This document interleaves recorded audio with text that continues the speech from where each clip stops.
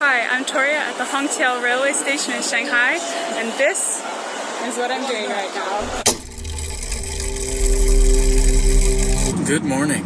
I haven't looked at my schedule yet today, but I know for sure that I've got an episode of Crash Course Physics to finish. And then, of course, there is episode 2 of K Tectonics that is taking forever. I think I've got an episode of SciShow Kids due tomorrow, so should I work on that or work on K Tectonics? I don't know.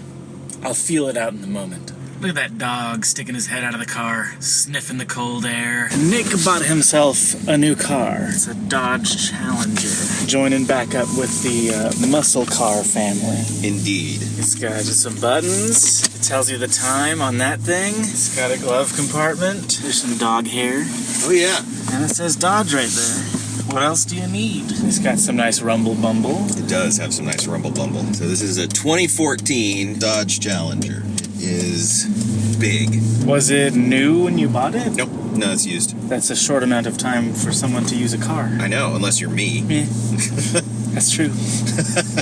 Is there something in this? That's really thick. So you know how you can flip them so the high beams behind you don't hurt? Yeah. This is a powered one. It works. It like senses stuff. Far and away the best feature of this car is that the fuel intake area says fuel. Fuel, just in case you wanted to know. So you don't get confused and like put chocolate milk in there or something.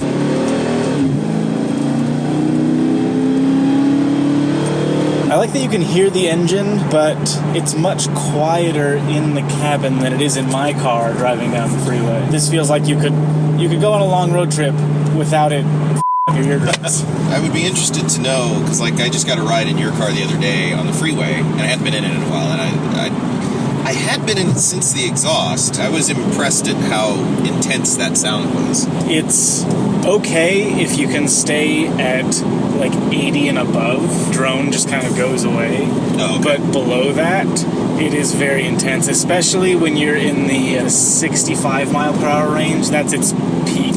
A couple hours with that and your ears are ringing for a while after you get out of the car. It's better now that I got the rear differential changed because it moved the peak of the drone from about 80 to about 65. But before that, it was pretty annoying. I have gone into that Blue Ribbon place and asked how much it would cost for them to take out all the paneling and then put in more sound insulation. They were going to charge me about $600 to do that. Maybe that's worth it? I don't know. I'm considering a different exhaust for this, mainly because the around town stuff is where the drone hits this thing. But like, I don't have to raise my voice to talk to you. Like, it's pretty easy, and I love these seats. These seats are so comfortable, and they're heated. I've never had a car with heated seats before. Good for winter. Yeah.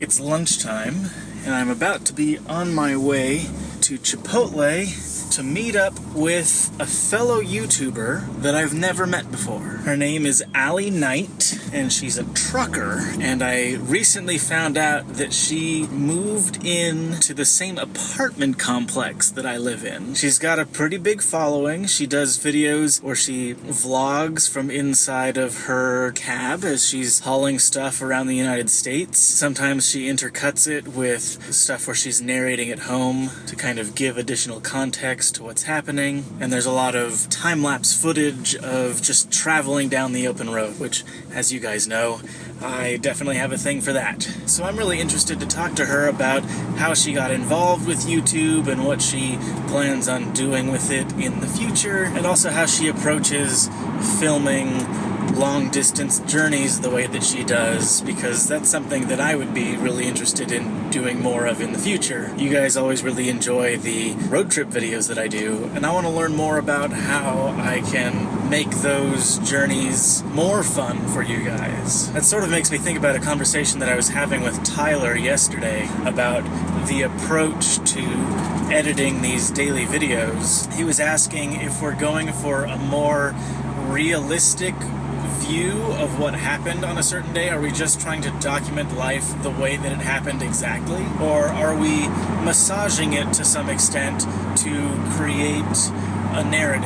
And the way that I see this daily vlog project, I'm seeking to communicate to you, the audience at home, how it felt. I'm not exactly seeking to communicate to the audience exactly what happened in actuality, but rather I'm seeking to communicate how it felt to me to experience what happened. So very often when we have conversations between people in this daily vlog, it's a very highly compressed version of what happened. I'm not just sticking the whole conversation in there unedited. We're cutting out pauses between people's words. I'm sure in the editing process of this car ride right now, there's a lot of empty space that's getting cut out, because when I think back to those conversations, or when I think back about this car ride, I'm not going to remember all of those pauses. I'm just going to remember what the general gist of the conversation was. So that's the kind of thing that I'm seeking to communicate through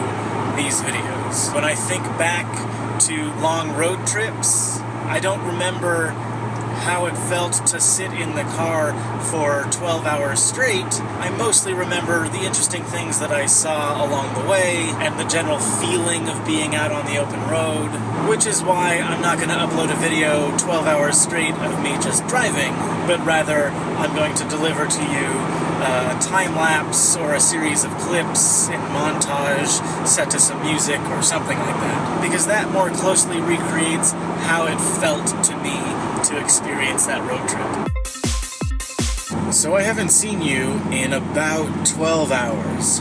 In that time, I had lunch with Allie Knight. It was really nice. I'm really excited about working with her in the future on videos, and we talked about me potentially tagging along when she has to do some truck delivery stuff, and I think that would be really exciting. I then finished up Crash Course and SciShow stuff for the day. We then had dinner, bar, drinky thing for, we were celebrating the end of the Crash Course physics shoots. So it's Shinny Samara's last day in Missoula. Nick has worked for Complexly for 5 years, and it was also Marianne's birthday. Marianne is Hank's assistant. All of that was the cause for celebration. I ate a burger while I was there. It was this weird sort of bar-restaurant thing that I actually didn't know existed in Missoula, and it's really close to both of my offices. But after that, I went to the Cinema Studios office and worked on the vlog in which we traveled to Holland Lake, and then I played Planet Coaster on Steam, which came out today. Played for probably an hour while I waited for that video to render, and now I'm going home. You might be wondering, why didn't you film any of that? That's because after I finished lunch with Allie Knight, I forgot this phone/camera thing. I left it on my desk at Complexly, so I just didn't film anything until after I was done with everything, and I went back and got my phone. And now it's 12:30 at night. I'm sleepy. I'm getting to bed 2.5 hours later than I wanted to, but hopefully, I can still get 7.5 hours of sleep.